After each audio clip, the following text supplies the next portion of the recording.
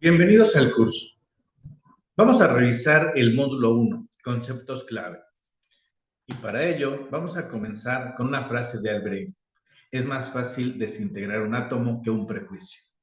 Esto nos habla de lo difícil que es a veces cambiar nuestra forma de pensar, pero lo importante para el beneficio y el bienestar social. Vamos a comenzar con el concepto de género, que va a ser una traducción del vocablo inglés gender. Parte de las supuestas diferencias biológicas entre sexos, así como las desigualdades entre los roles que se asignan a hombres y mujeres en función del contexto socioeconómico, histórico, político, social, cultural y religioso de las diferentes sociedades en las que viven ese hombre y esa mujer. Por el contrario, el sexo pertenece al dominio de la biología. Hace referencia a las diferencias biológicas entre el hombre y la mujer, que normalmente no podemos cambiar. Los seres humanos nacemos sexuados. El sexo determina las características físicas, mientras que la socialización condiciona los comportamientos, los valores, las diferentes expectativas según seamos mujeres u hombres. En relación a la división sexual del trabajo, es importante analizar que ésta se refiere a la manera en que cada sociedad organiza la distribución del trabajo entre los hombres y las mujeres según los roles de género establecidos que se consideran apropiados para cada sexo. La distribución social de las tareas parte del sexo biológico y se divide en trabajo productivo y reproductivo.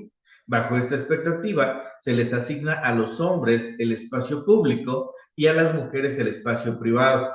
La asignación descrita es una construcción social interiorizada, a tal grado que se considera que los roles tradicionales corresponden en realidad a la naturaleza y capacidades de hombres y de mujeres. Dado que estos roles tienen una distinta valoración social, la división sexual del trabajo se traduce en relaciones jerárquicas de poder y no, por lo tanto, en desigualdad. En esta ecuación, el trabajo doméstico y de los cuidados es asignado a las mujeres y este ha carecido de reconocimiento y visibilidad, siendo además, en muchos de los casos o en la mayoría de ellos, un trabajo no remunerado. La desvalorización del trabajo que suelen realizar las mujeres se desplaza al espacio público y al mercado laboral, ocupando los empleos más precarios y de inferior remuneración. Aún incorporándose a actividades públicas, las mujeres siguen cargando con el trabajo doméstico y de cuidados, lo que se traduce en dobles jornadas laborales. De ahí la importancia de que las acciones y políticas públicas vayan encaminadas a no perpetuar estos roles y a combatir las desigualdades que de ellos se derivan. En cuanto a los estereotipos de género, son las ideas, cualidades y expectativas que la sociedad atribuye a hombres y mujeres. Son representaciones simbólicas de lo que mujeres y hombres deberían ser y sentir.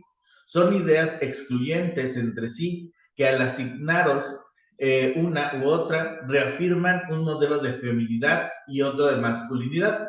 Con frecuencia, estos estereotipos se usan para justificar la discriminación de género y pueden reforzarse con teorías tradicionales o incluso modernas, incluso a través de leyes o prácticas institucionales. Una dicotomía fundamental es que mientras los hombres socialmente han estado asignados a los espacios públicos donde se toman decisiones políticas, sociales y económicas, las mujeres han estado asignadas a espacios privados donde se lleva a cabo el trabajo de crianza.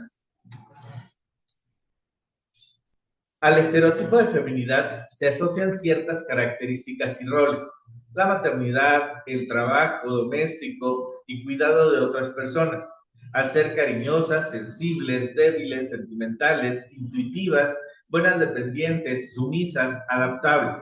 Por su parte, al estereotipo de masculinidad se asocian el rol de proveedor y el de ser fuertes, competitivos, racionales, valientes, poco expresivos, dominantes, independientes.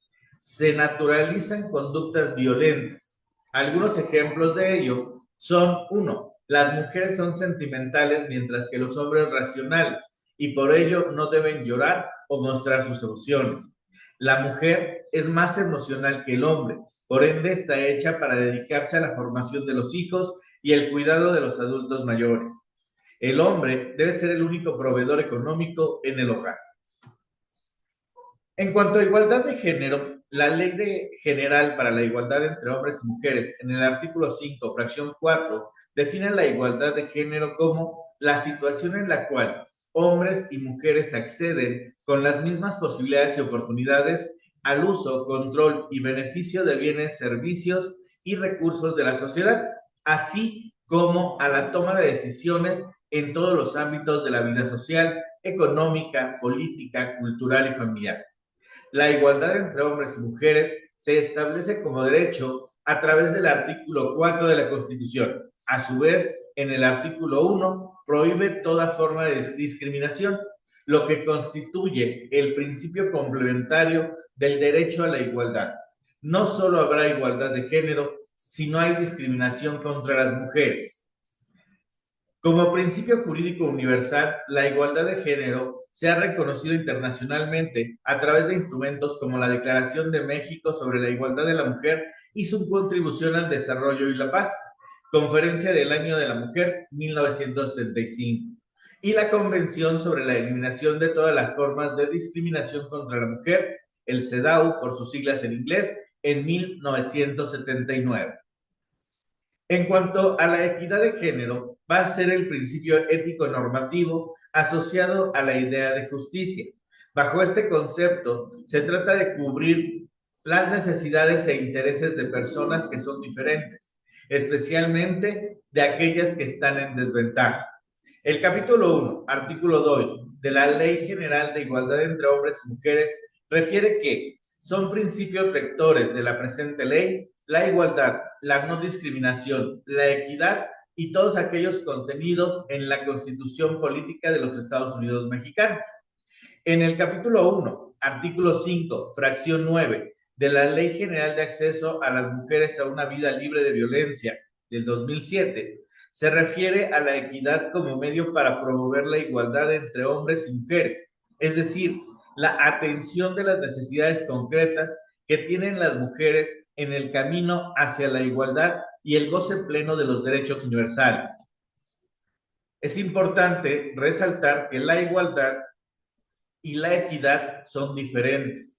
La igualdad iguala las diferencias de las personas, hombres y mujeres, mientras que la equidad reconoce la diferencia de las personas y favorece a los desiguales de hecho. La igualdad es un derecho humano que corresponde a todas las personas y que no está sujeto a necesidades específicas. La equidad, por el contrario, es un principio ético normativo abocado a los aspectos pendientes por satisfacer en un determinado sector de la población. Por ello, es importante analizar cada uno de los elementos que compone estas características. Cuando hablamos de igualdad, todos, sin importar las capacidades, quedamos en el mismo nivel de partida, pero no necesariamente en las posibilidades de alcanzar. Cuando hablamos de equidad, cada uno recibe lo mismo para poder estar al mismo nivel. En relación a la brecha de género, son una medida estadística que da cuenta de la distancia que existe entre hombres y mujeres con respecto a un mismo indicador. La cuantificación de las brechas ha estimulado el desarrollo de estadísticas y la formulación de indicadores para comprender las dimensiones de la desigualdad y monitorear así los efectos de las políticas sobre su erradicación, así como los avances en la eliminación de la desigualdad comparativamente a través del tiempo. En este mapa se observa la desigualdad de género en el mundo, de acuerdo al Índice Global de la Brecha de Género en el 2023. Existen datos certeros y oficiales sobre las brechas entre hombres y mujeres en el acceso, uso, control y participación en la distribución de recursos, servicios, oportunidades y beneficios e incluso derechos y libertades en todos los ámbitos de la vida. Por ejemplo, en el indicador uso del tiempo, la brecha de la desigualdad de género equivale a 30.7 puntos porcentuales, ya que las mujeres dedican 47.7% de su tiempo para el trabajo doméstico y de cuidados, mientras que los hombres solo dedican el 17%. Indicadores frecuentes para la medición de las brechas de desigualdad entre hombres y mujeres pueden ser consultados en el Sistema de Indicadores de Género del Instituto Nacional de las Mujeres. México se mantiene en la posición 33 de 146 países a nivel global y cayó un lugar en la región de América Latina y del Caribe. La posición más baja del país está en el subíndice de participación y oportunidades económicas, donde México ocupa el lugar 109 de 146. La Ley General para la Igualdad entre Hombres y Mujeres, en su artículo 5, fracción 6, define la perspectiva de género como la metodología y los mecanismos que permiten identificar, cuestionar y valorar la discriminación, la desigualdad y la exclusión de las mujeres que se pretende justificar con base en las diferencias biológicas entre hombres y mujeres, así como las acciones que deben emprenderse para actuar sobre los factores de género y crear las condiciones de cambio que permitan avanzar en la construcción de la igualdad de género. Por su parte, la Ley General de Acceso de las Mujeres a una vida libre de violencia, en el artículo 5, fracción 9, la define como una visión científica, analítica y política sobre las mujeres y los hombres. Se propone eliminar las causas de la opresión de género como la desigualdad, la injusticia y la jerarquización de las personas basadas en el género. Promueve la igualdad entre los géneros a través de la equidad, el adelanto y el bienestar de las mujeres.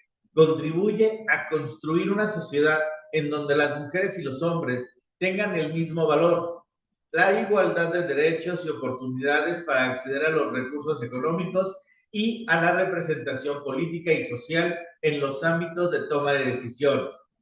En tanto, los lineamientos para incorporar las perspectivas de género en las reglas de operación en los programas presupuestales federales, como la metodología y los mecanismos que permiten identificar, cuestionar y valorar la discriminación, la desigualdad y la exclusión de las mujeres que se pretende justificar con base en las diferencias biológicas entre mujeres y hombres, así como las acciones que deben emprenderse para actuar sobre los factores de género y crear las condiciones de cambio que permitan avanzar en la construcción de la igualdad de género.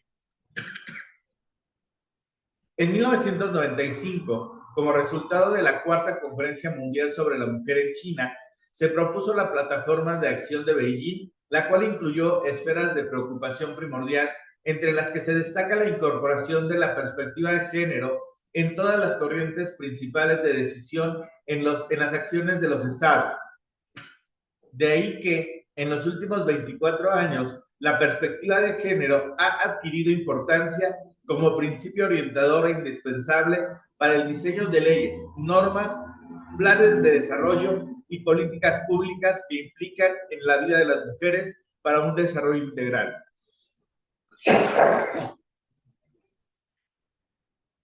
Por mandatos establecidos en la ley que le da origen en 2001 y la Ley General para la Igualdad entre Mujeres y Hombres en 2006.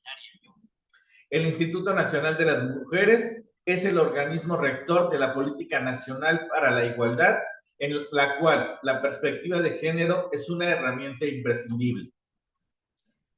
La perspectiva de género aporta criterios para la definición de estrategias que aseguran la estructuración y funcionamiento del apartado público en correspondencia con las demandas y necesidades de las mujeres y hombres en nuestro país, contribuyendo en la restauración del tejido social. Este es el contenido de nuestro primer módulo. Bienvenidos al curso y muchas gracias. Nos vemos en el siguiente módulo.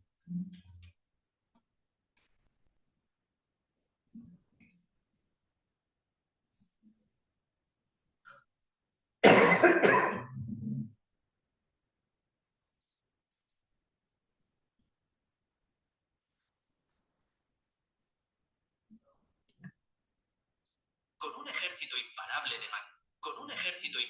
de máquinas.